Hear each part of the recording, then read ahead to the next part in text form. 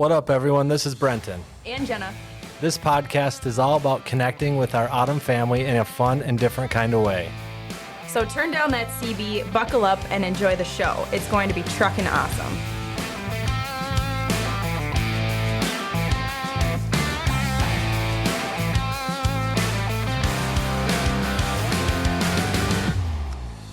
Hey, what's up, everybody? This is Brenton back with the Autumn Transport Podcast. Hope you guys are all doing well. It's been a while since I made one of these videos. September got a little bit crazy for me. I ended up doing a little bit of traveling for work, did a little bit of travel for pleasure. Took my son out to Wyoming on a hunting trip and had a great time with that. But now it's back to get rolling with the podcast. And so I want to give a shout out tonight to KAW Services, KAW Services in Kansas City, Missouri. It's a tank wash and a truck and trailer maintenance facility. Really great people down there. They'll take good care of you. Angela, their owner, is an awesome lady, and they got a heart for drivers. So if you're ever in the Kansas City area and you need anything done on your truck or your trailer, getting some maintenance done, getting a washout done, check out the people at KAW Services. They'll hook you up. Tell them Brenton from the Autumn Podcast sent you, and maybe that'll get you moved right to the front of the line. But tonight, got a couple people with me. Chris Senty and Bill Drath are our safety coordinator and safety director at Autumn Transport. So I'm going to welcome these guys to the stage. How you guys doing? Doing good. How are you guys? Doing good. Beautiful day today. Can't beat 85 in October. Yeah, October 21st in Minnesota, it's 85 degrees. It's weird. You go outside and the leaves are all changed colors. It looks like it's supposed to be cold, and you just start sweating right away. So a little different than we're normally used to. So tonight, I wanted to bring you guys on here to talk about hours of service. Titled this podcast, TikTok Know Your Clock. Big deal for truck drivers, independent contractors, owner operators, wherever you find yourself in the trucking business, you're going to be dealing with federal regulations regarding hours of service. And so I want to bring you guys on here to talk a little bit to the ICs that we got partnering with us at Autumn, and to any of those other truckers that are out there that are following this podcast and maybe have some questions about what hours of service is, how they work. And looks like we scared Chris off, Bill. Wow. That didn't take much. No, but it puts us in real trouble because he's the expert here.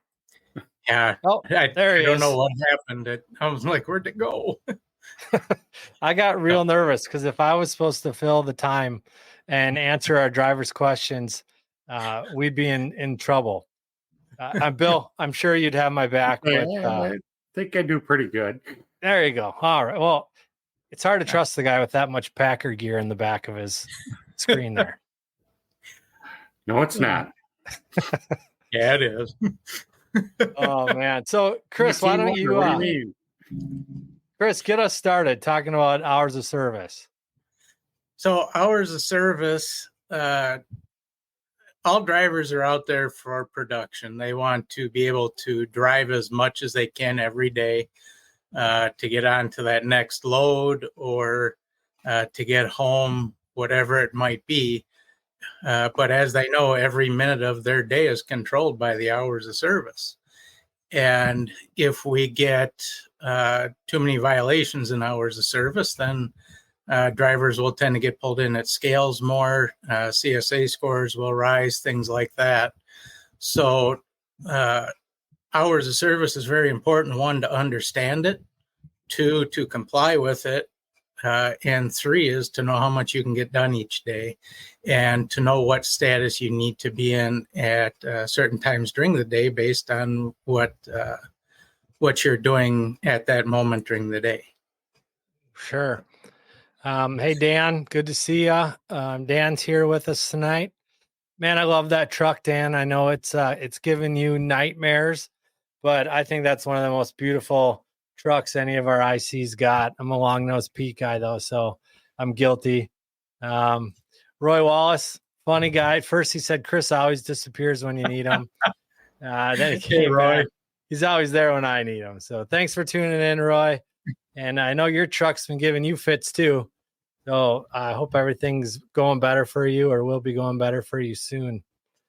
Chris, when did this whole hours of service business get started? Because when my dad started trucking and growing up and watching him truck, I felt like all he ever did was just drive. He never slept. There's songs about popping little white pills and logbooks behind and all that kind of stuff. When did the whole hours of service stuff really get going?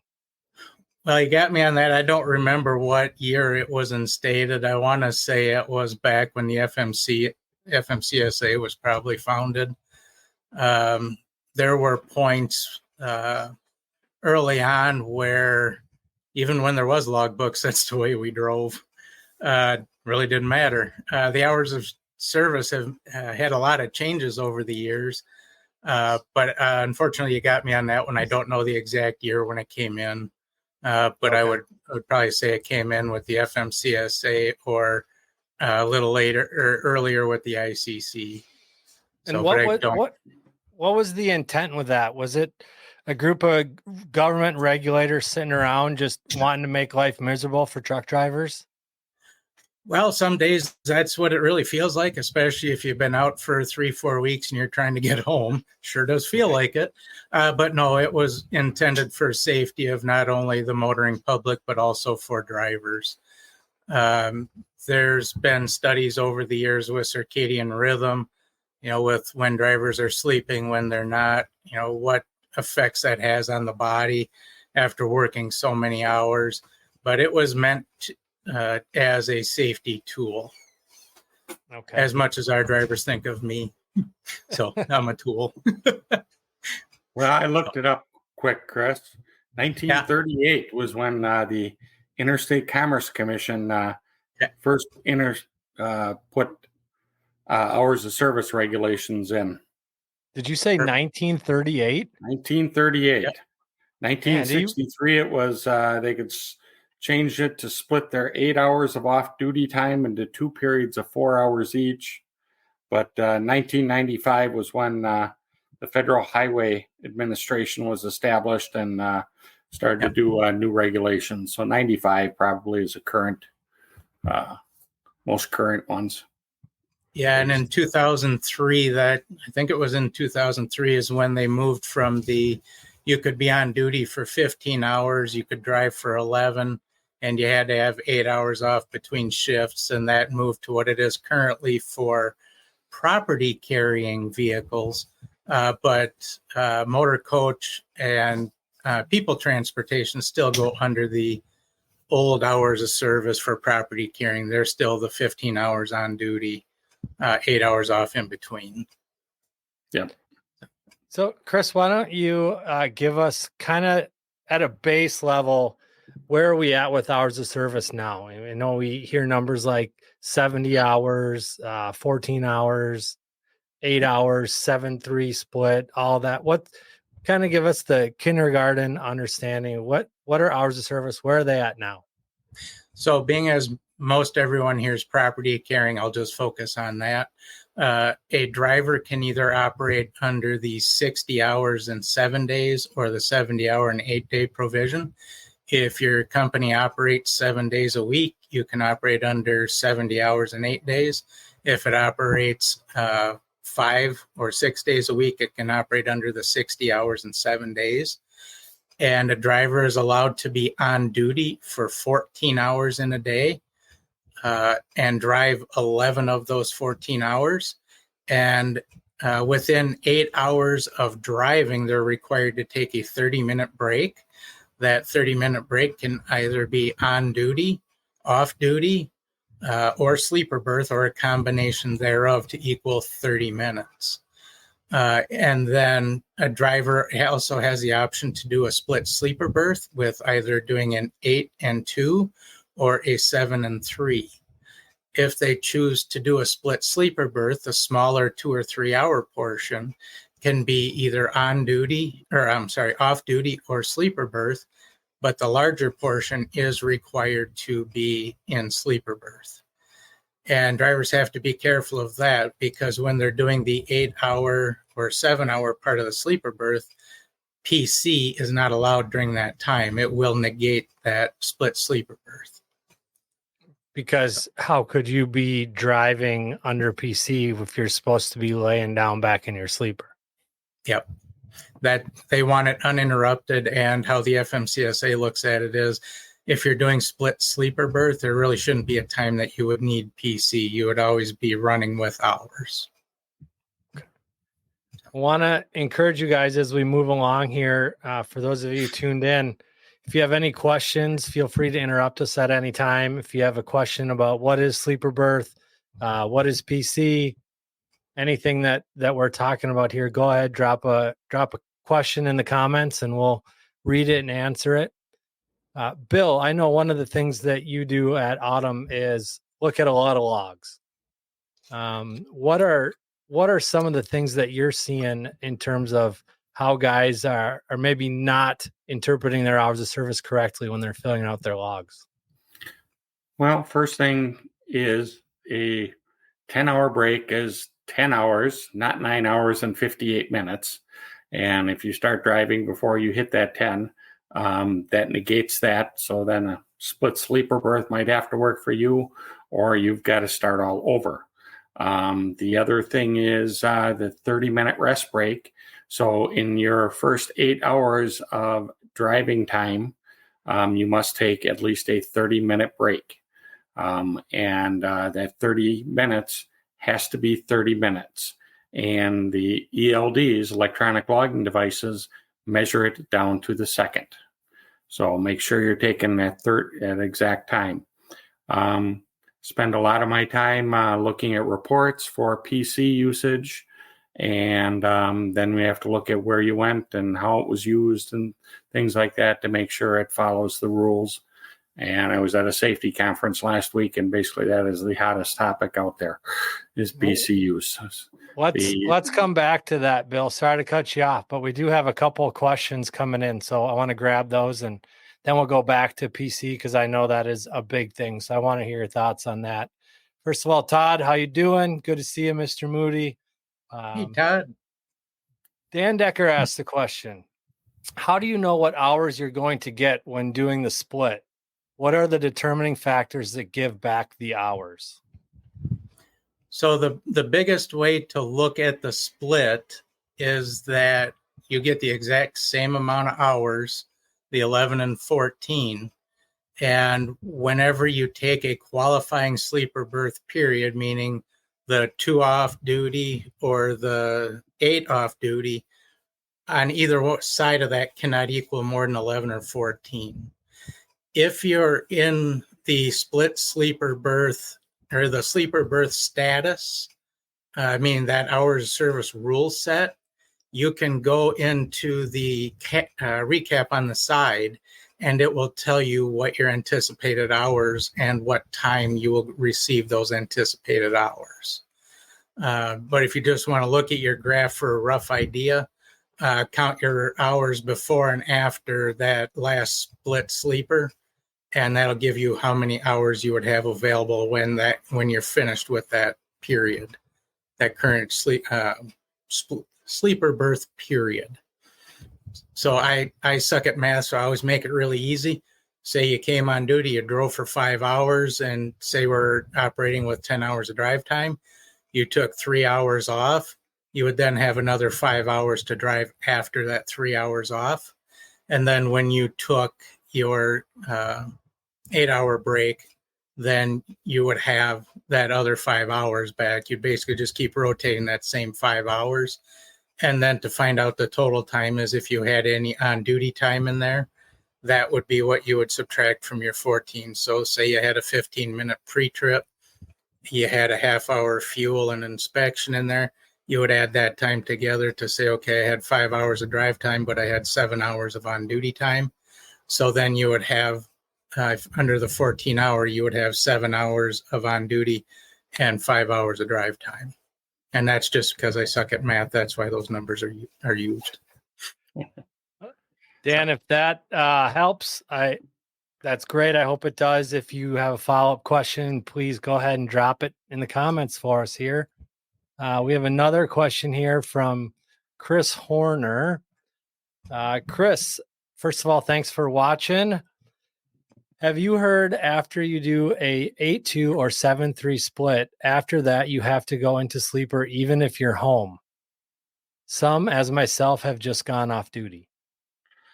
So that question comes from a lot of my customers that are owner ops, because it's 6 of one, half dozen of the other. Technically, you're not in compliance, but you are, because you did a legal sleeper berth. But when you get home, what's the thing? You always go to off duty.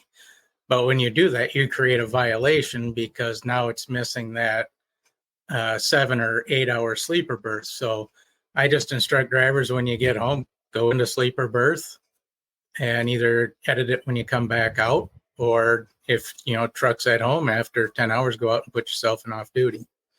But otherwise, if you leave it in off duty, as soon as you get home, it's going to show a violation, even though technically you're not, because you did your proper split sleeper while you're on the road. Now you're at home. But unfortunately, it's one of those that puts you in kind of a, well, what do I do now type situations. So that's how I generally direct our drivers, is to go into sleeper berth, and you can switch it later on, or when you come back out, you can edit it accordingly.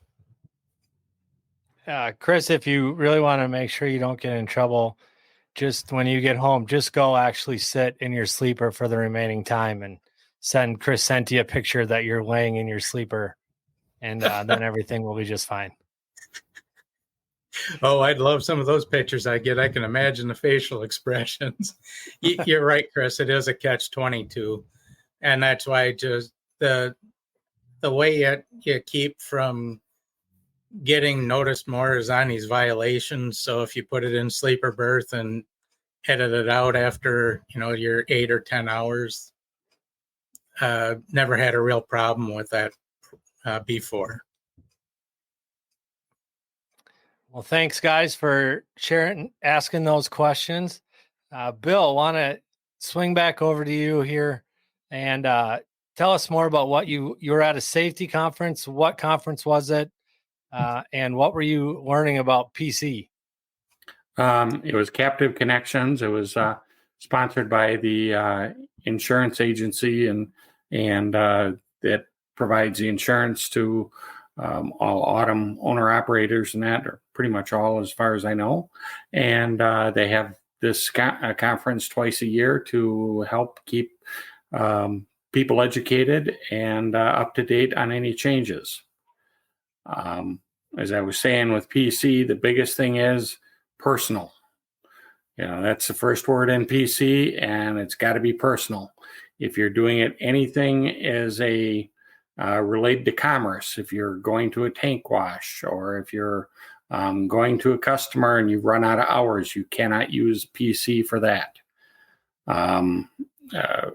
We have a pretty good program at Autumn, and talking with other companies, people at the conference, some of them, they have their drivers have to call in every time they want to use PC. They have it turned off. And I can just imagine what kind of a pain that would be to have to do. But if it's used properly, then we can continue to use it the way it is. There are some rules and regulations being recommended. Hi, Jason. By CVSA, that FMCSA, all alphabet soup here, hasn't enacted yet, but limiting the amount of miles. Canada has done that, and I believe it's 41 kilometers is all it can be used on PC time, but they are looking at some changes to the PC rules, and but they haven't been acted on yet. Hi, Brian. Hey, Brian. Hey, Jason. Thanks for dropping in here, guys. What, Bill and Chris, as you guys are looking at logs, what are some of the big mistakes that guys are making when it comes to PC? So we've actually had guys give themselves violations by the annotations that they make. One of the most common questions I get is, well, I can go to Walmart, can I? Absolutely. But don't ever put down going for supplies for the truck, because at that point, that's a business purpose and you just gave yourself a violation. Supplies for the truck, meaning like oil, or supplies like I need to get food to have in the truck? No, like oil, antifreeze, window cleaner, whatever it might be, grease. You put supplies for truck, roadside inspectors, and you go, oh, well, what'd you buy? Well, I bought some groceries. I got some milk. I got some antifreeze. Well, the antifreeze just hosed you over there because now it's a business purpose. So my recommendation is, if you're going to Walmart, it's for food, groceries, whatever. If you're going to buy supplies for a truck, do it at a different time or at a different place, just so that you're not getting a violation for the PC for a business purpose. Chris, let me ask you, because what my mind is thinking is I would go to Walmart, I would get food from my truck, and then I'm already there. Makes the most sense to buy that antifreeze. Do I just buy it on a separate receipt and throw that receipt away? I can't say that, but that's something you should really think about. Okay. But do the officers have, if I annotate that I went to Walmart on PC, do they have like the right to ask to see receipts? So they have the right to ask for supporting documents. What you're willing to give at roadside, you might say, well, I don't have a receipt. And, the onus is on them then to go, okay, well, how are you going to prove what you were doing? Well, don't really know how to prove it, but that would be one that you could, if they give you a violation, you could data queue. But they have the right to ask for supporting documents, fuel receipts. If you say you spent the night at a hotel, they can ask for a hotel receipt or something. They can ask for supporting documents. So it is a good idea to keep some of that stuff when it's, you legitimately are taking your truck to Wendy's or something to get dinner. It's not a bad idea to keep that receipt. Yeah. Or at least keep the dirty wrappers for a little while, in the garbage can, not on the dash. Not on the dash, no low-hanging fruit. Yep. Keep the dashes clean. Be reasonable about it. At roadside, officers usually don't get too far into supporting documents. Generally, where they get into supporting documents pretty deep is in an audit. When some drivers may not be familiar with the term supporting document. What that is anything that tells who, what, when, and where. So a fuel receipt shows that you were in Tomo, Wisconsin at 10 p.m. and you put on number 2 fuel. So supporting document shows that you were putting on fuel. You were in Tomo, Wisconsin, and here's the timestamp on the receipt. And generally, we give about 15 to 20 minutes either side, because register receipts and credit card receipts aren't always printed immediately. So generally, you got a little bit of leeway. But if you're saying you're fueled at 10 p.m. and the receipt shows midnight or 4 hours before, they're going to call that as a falsified log because it's that far apart. One of the other more common things with the PC is drivers stopping on the roadside, unfortunately, and switching to PC because they run out of hours. So they think they can go to PC and go find parking at that point. That is considered a falsification of logs. What you're expected to do is take the violation and then annotate why that violation occurred.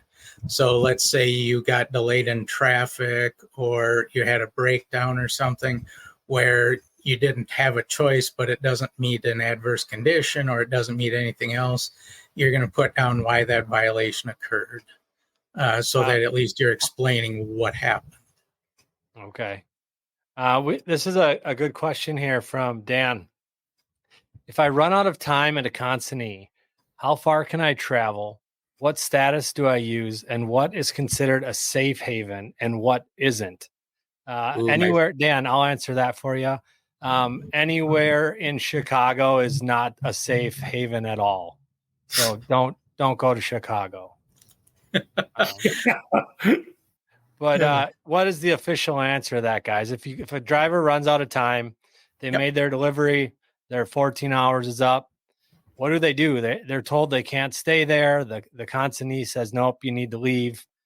Then what do they do? Do you want it, Bill, or you want me to do it? You go into PC with the notation, wasn't allowed to park there, and they can go to the nearest safe haven for parking.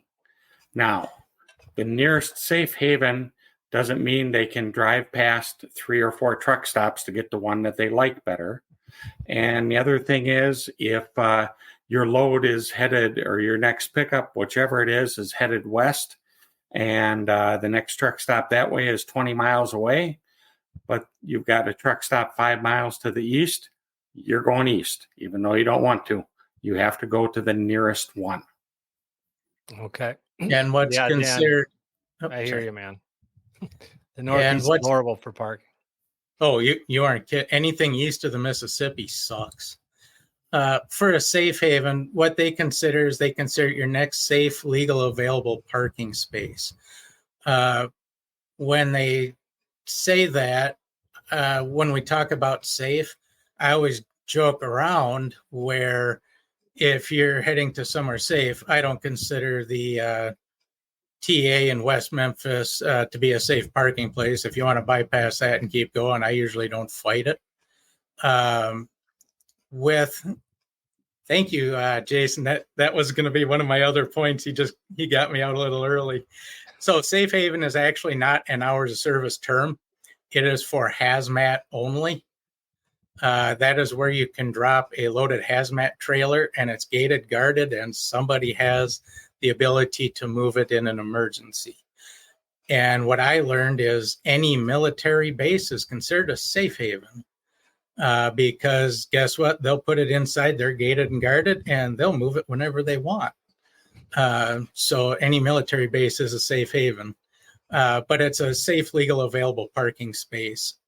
I do not consider that to be side of roadways, on and off ramps, anything like that. We've unfortunately had 2 crashes due to someone pulling off on the side of the road and pulling back in. So we ask at any point, please don't pull over on the side of the interstate or side of a road.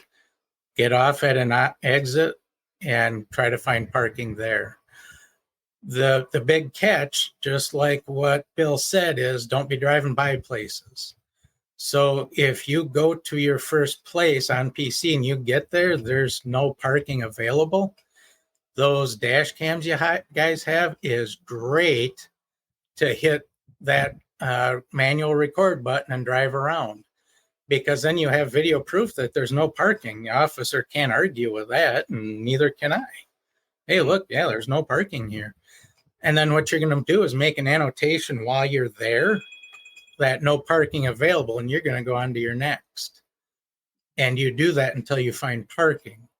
There isn't a maximum time or mileage, but we do look at trying to be reasonable. We had a driver, I don't know, it's probably 2 years ago.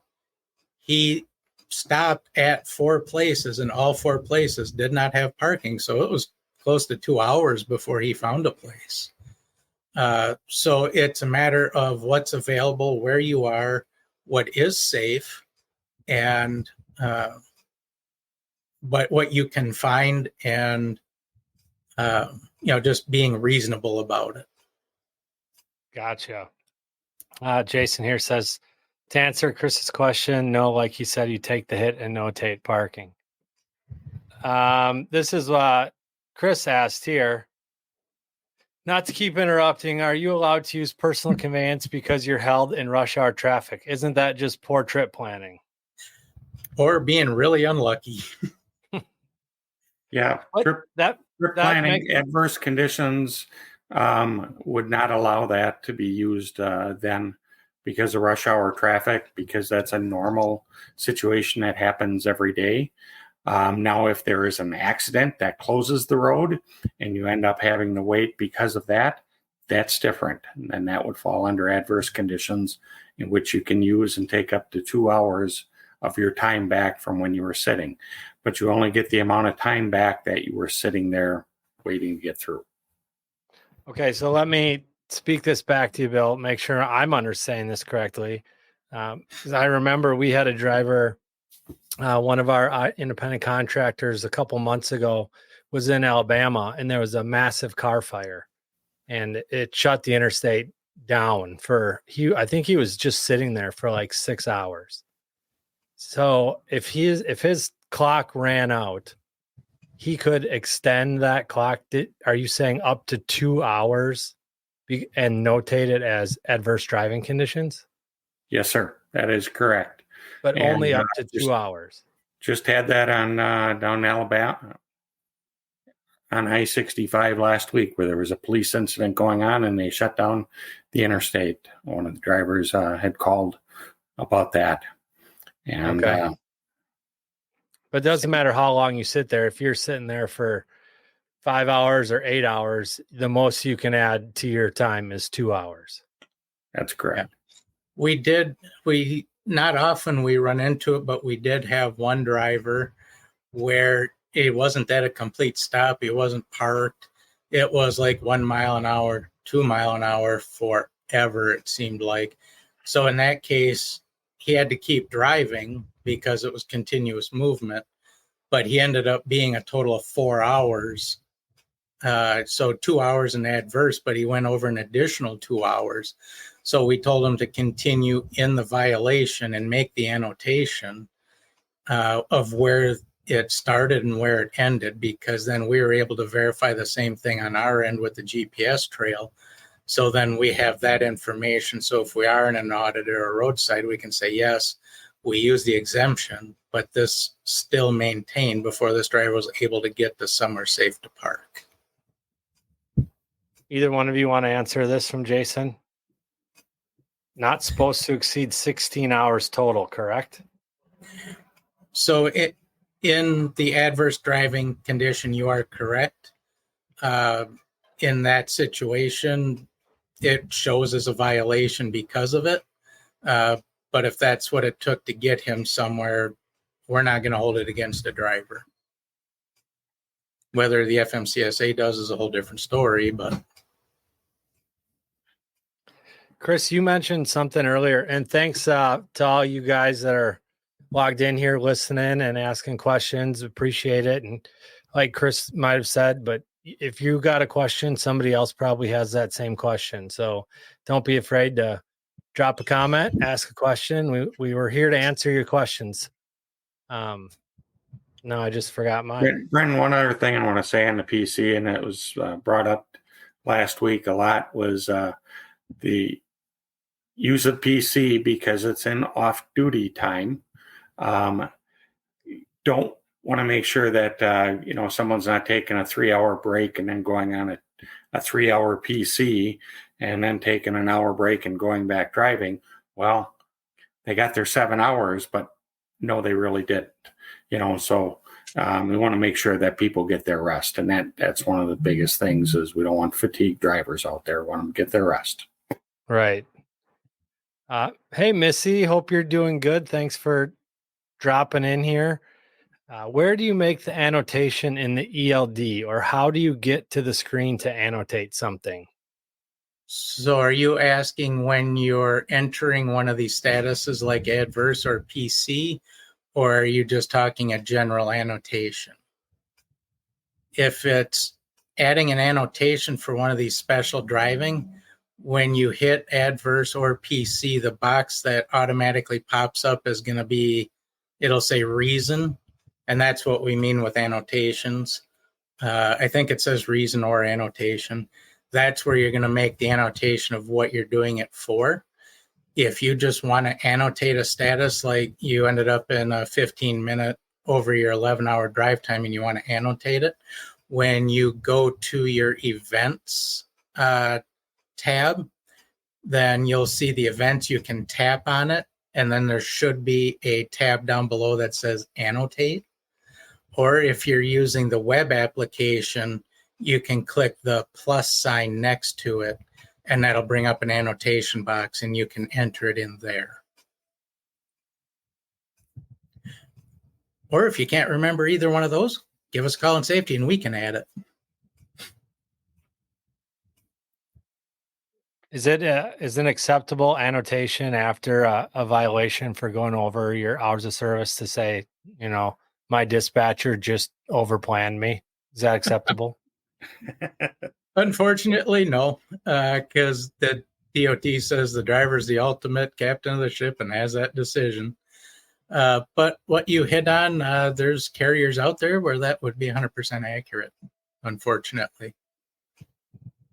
They're getting fewer and far between, but unfortunately, there's still some out there.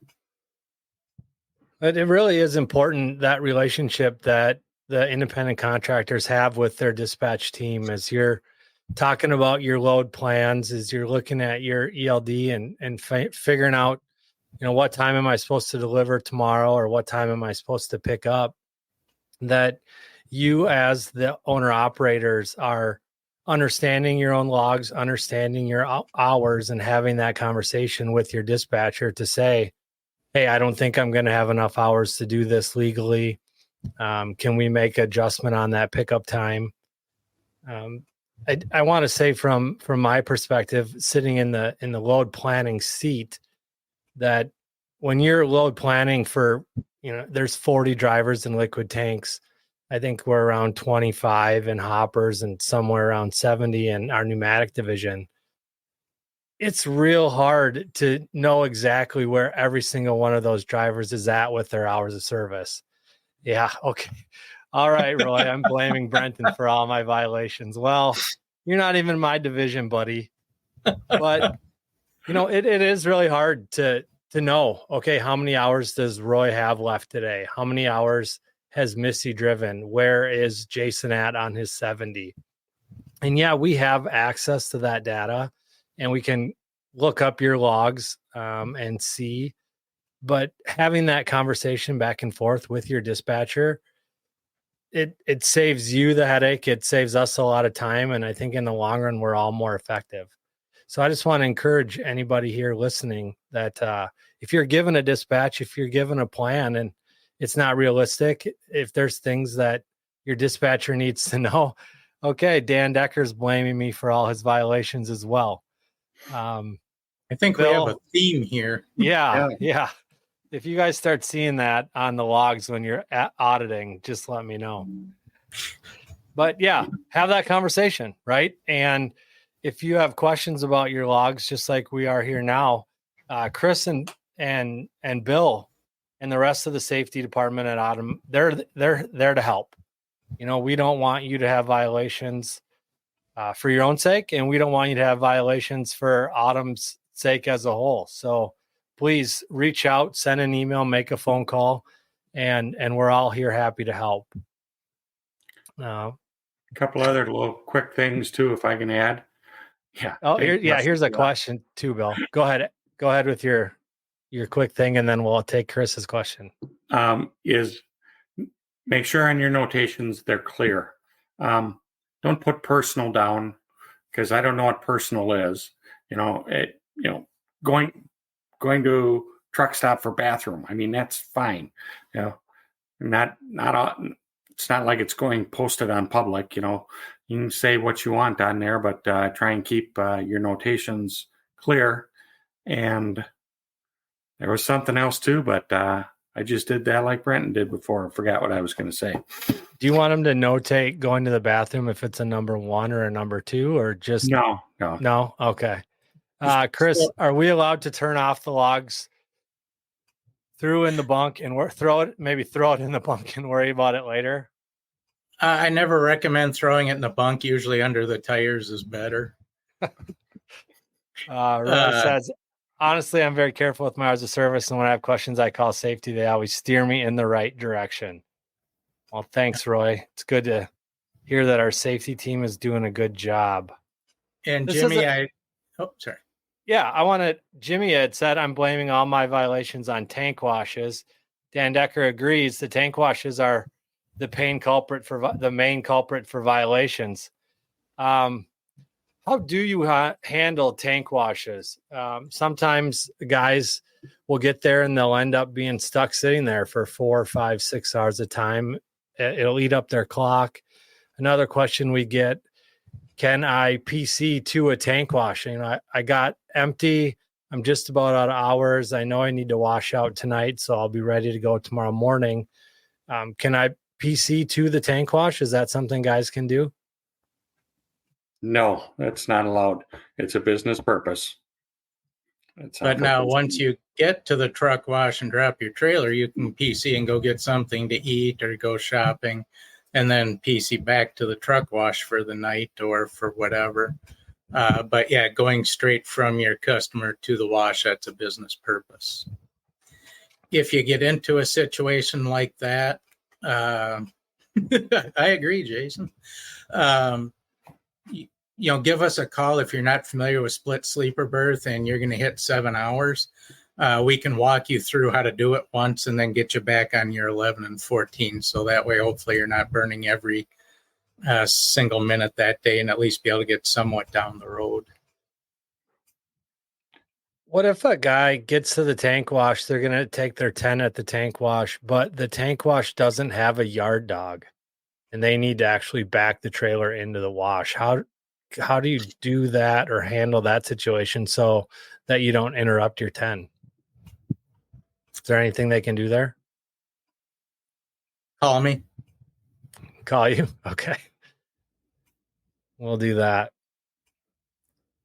What other questions do any of you guys got here tonight for Bill and Chris when it comes to hours of service? The other thing I was going to say before, which I forgot, is 70 hours is a hard stop. Adverse conditions doesn't work to add to that. If it's 70, it's a hard stop. If you hit your 70. While we're waiting for our next question, something too that comes up, if you see on your ELD that it says you have X amount of hours left and you know that that's not correct, go into the options and hit request logs, because it's famous for brain fart. And then all of a sudden it's like, hey, I got hours that are missing or something doesn't look right. And then you call safety and we go, well, it's not what it says on our side. Hit a request logs. So I know how many people love to call safety. So if you want to avoid a phone call, try that first to see if it updates your hours and then looks correct to you. If it doesn't at that point, then give us a holler. Speaking of requesting logs, isn't that that's something that drivers should know how to do when it comes to an inspection? I've heard about inspectors asking to see drivers' logs, and it's pretty important that they know how to do that. Can either of you talk a little bit about that and how a driver can access their logs through the ELD? Do you want that, Bill, or you want me to? Go ahead, Chris. Okay, so request logs, what I was just talking about, is different than the roadside inspection.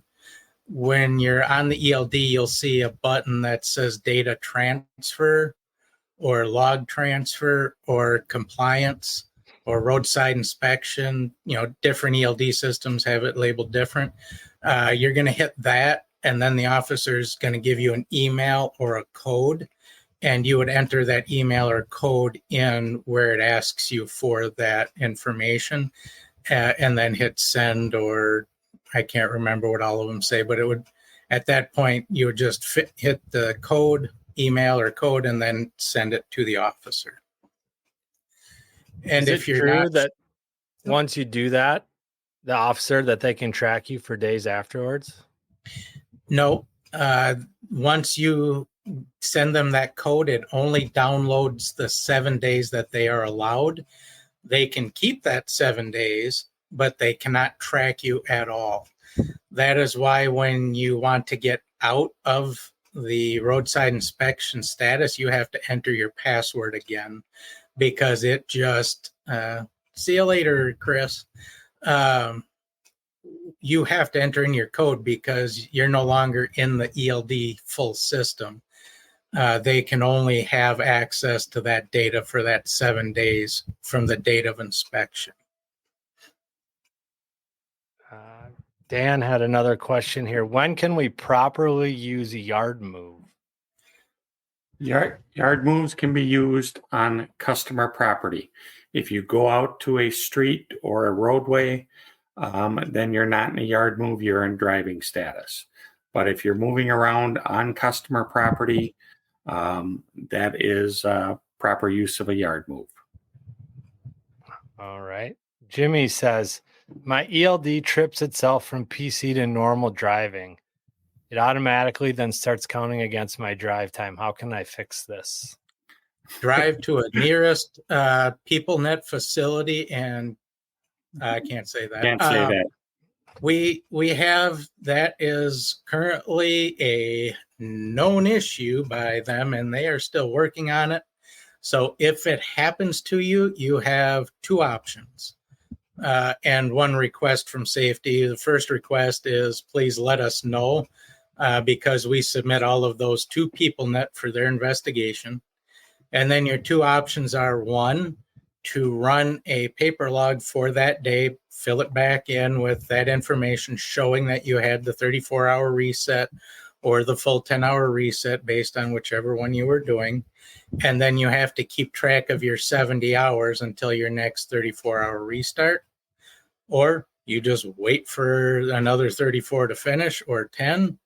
Actually, I have a third option. You can just run on recaps if it's a 34 that you are taking, if you have hours available. This is something we have really been raising Cain about. The other one is where it's brain farting and not getting mileage tracked on some occasions. It's missing some data. So we've really been hammering away at them. If you have these problems, please let us know right away, because the sooner we can get it to them for investigation, hopefully the sooner we can get an answer on it. Yes, thank you, Roy. If you do call Trimble, get a case number, because if you end up on paper logs due to an issue like that, you have to prove that you actually did something about it. So I know it's very painful talking to the people at Trimble and PeopleNet. I know I do it often, and I want to cry afterward because I'm pretty sure I dropped 30 IQ points talking to them. But we have to let them know and give them as much information as we can. And then you get that case number to put on your log showing that we did take action. Chris, one of the things that we encountered not too long ago was a driver whose ELD was not working at all, and he had to go on paper logs. And sounds like, have a good night, Jason. Thanks, Jason. Thanks for listening and sharing here. But let me put it this way.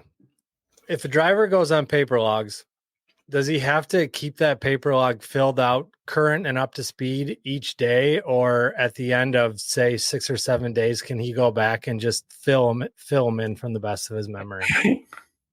So what the regulation states is it must be updated to the current duty status. So if you get pulled into the scale, you're going to be on drive time. Well, if they pull you on back, now you're going to go to on duty. So it would be expected that you would be on duty status there. Not since 2 a.m, you've put on fuel, you've driven, you've unloaded, and then now you're going to sit there and try to update it at the scale. It's to the current duty status. What sort of CSA points are associated with some of the things that we've been talking about tonight? Falsifying logs, misuse of PC, not having paper logs up to date if your ELD is not working. Are these things all weighted equally? Are some of them more damning than others? Do you remember the point value, Bill, or do you want me to go through them? I think you better do that. I think it's 7 is most of them, as I recall. Yep. The majority of them are 7 for falsification for over your 11, over your 14. Missing trailer information is a point. Missing bill of ladings is a point. improper use of a like PC, it would be a higher point, like the 7. So if you get a current inspection, like 0 to 6 months, one driving over your 11 hours, 7 points. So then you times it by 3 would be 21 points just for the single violation. And you had said something to us on the dispatch team about somehow one violation can end up being like 3 violations all wrapped into one. Yep. So those drivers that stop at the roadside and throw themselves into PC to go parking, they can actually give you 3 violations instead of just 1. So if you were just to take the violation and make the annotation, it's just going to be driving over your 11 or 14. If you put yourself in PC, now you have driving over your 11 or 14, falsification of logs, and an improper use of PC. So you could have 3 separate violations. The 2, the falsification and over 11 or 14 for a new inspection would both be 21 points. And then whatever the improper use of PC would be. So they could get you 3 separate times on one violation.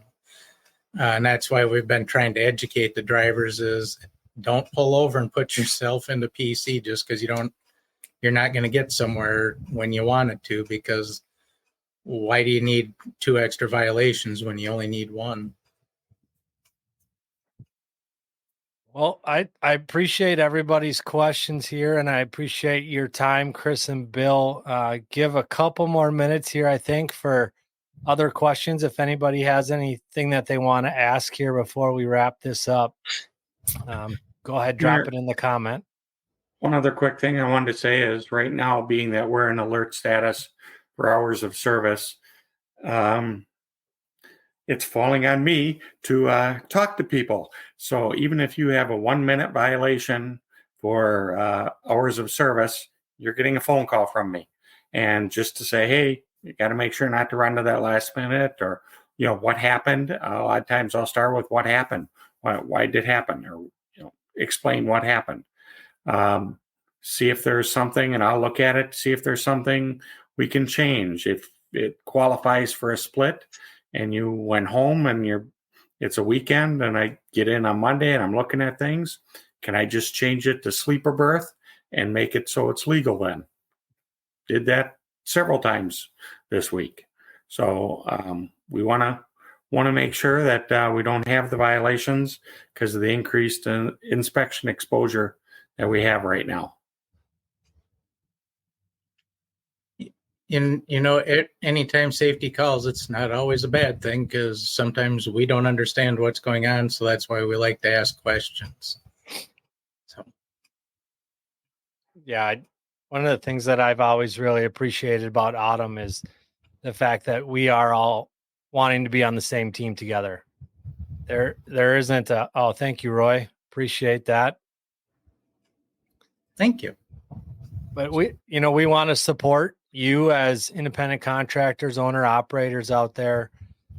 We're not in the office. Bill's not running around with a big smile on his face, telling everybody how he caught some guy with a violation on his logs and now we're ordering pizza. We're there to support you guys and we want you to have success. We want to do things right. Integrity is one of our values at Autumn, and integrity comes back to the logbooks. Brian, thank you for all that you do. Thanks. And for being on here tonight. So if you guys do have questions moving forward here, please reach out. We have the email address here, safety@autumntransport.com. Chris and the rest of the team will be there to answer those emails and get you guys the information that you need. Sorry to scare you, Roy. Yeah, and contrary to popular belief, sometimes we're not looking to fire anyone. We don't want that. What we want to do is educate and help the drivers understand what needs to be done so we can fix the problem. Eric, thanks for checking in tonight. Tanner, thanks for checking in. Yeah, I would also like to just say if there's additional topics that you guys are interested in, things that you'd like to hear about, happy to set more of these things up to answer your questions. See you later, Dan. Have a great night. Drive safe, man. But yeah, I want to be a resource for you guys, and we don't have the opportunity to bring big groups of people into the office and have these sorts of trainings and discussions. This is a great way for us to get information out to you guys. Big Craig, thanks for checking in, Craig. Hey, Craig. Craig, I love your attitude. Whenever I call you, you're always happy and smiling. Even when we've had some problems in the past, I just love your attitude. Craig is the king of memes and Facebook comments too. Yep. All right. Well, Bill, Chris, I'll give you guys the opportunity if you have anything that you want to wrap up with. I just want to say thank you to all the drivers. I have never been disappointed. Well, 99.99% of the drivers have never been disappointed in how they handle themselves and do just a great job for us. And when we bring stuff to them, they take it head on and do a great job. So I just want to say thank you. It's really appreciated. Well, I just like to add in, I like talking to you guys, owner ops, and I'm learning. I think I'm doing pretty good on the learning side of it, but I learned many years ago to never say I've seen everything, because that's not the case that happens. So good night from the Crow. Hey, Mike, that's okay if you missed the first half. This is going to be living on the internet, so this will be on YouTube. If you guys can go back. Oh, hey, Shar, how you doing? This will be on YouTube, so you can go back, Mike, and you can check out the first half. Please feel free, share this with your friends. That's okay, Paul. You're driving. I know you're going to Chicago here, so be careful. It's not a safe haven, like we said. Share this with your friends, other drivers that are out there. This is meant to educate Autumn Transport family and anybody else that's interested in trucking and potentially being part of the Autumn family. So we hope this is a valuable resource for you guys. Would like to do more of these, send us an email with topics that you're interested in. And drive safe, everybody. Have a great night. Thank you. Thank you, everyone.